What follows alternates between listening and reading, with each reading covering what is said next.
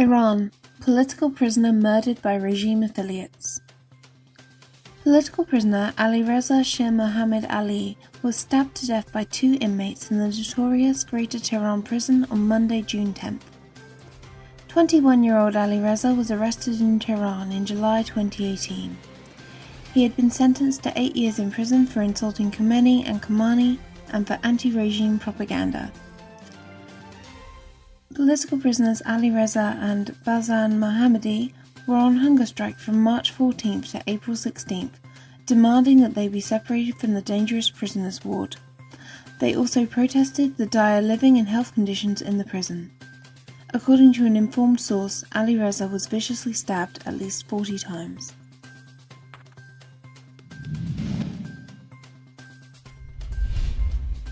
Woman admits scheme to smuggle US aircraft parts to Iran.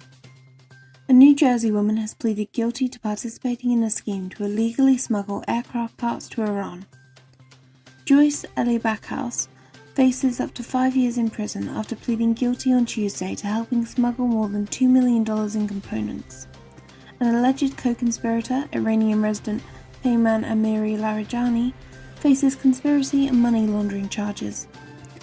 The U.S. Attorney's Office in Newark said the pair used a company run out of Ellie Backhouse's Morristown home to ship parts through Turkey and the United Arab Emirates to Iran. They allegedly shipped more than 23,000 parts in 49 shipments between May 2015 and October 2017 without required licenses. Among the Iranian airlines buying the parts were several that have been officially designated by the U.S. as threats to national security or economic interests. Have-to-Pair workers appeal to International Labour Organization.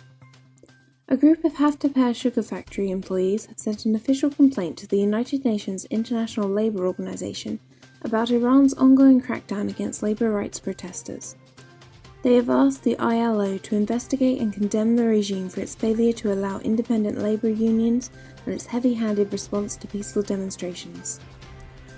The letter, sent on June 5th, whose signatories are anonymous to protect their security, read, "In recent months, dozens of Have-to-Pair workers have been arrested, summoned to court, or threatened, simply for holding rallies to express their work-related complaints."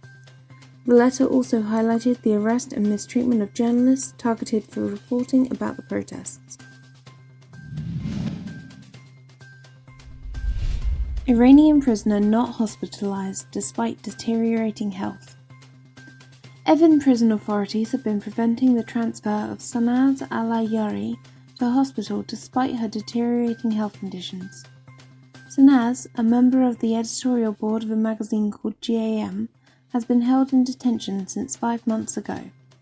She has become extremely weak and ill during detention, and her illnesses have not been diagnosed. Despite the efforts of her family, prison officials have prevented her transfer to an outside hospital.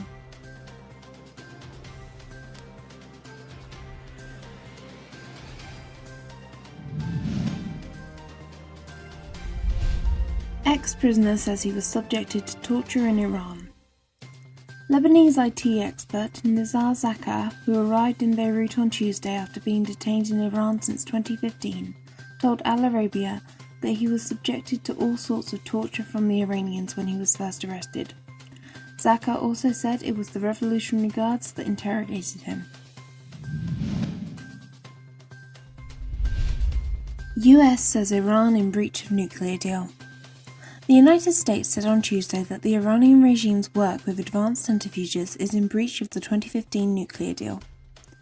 In a statement to the quarterly meeting of the UN Nuclear Watchdog's Board of Governors, the US also said Tehran's acceleration of uranium enrichment would not lead to Washington backing down in its policy of trying to isolate the regime.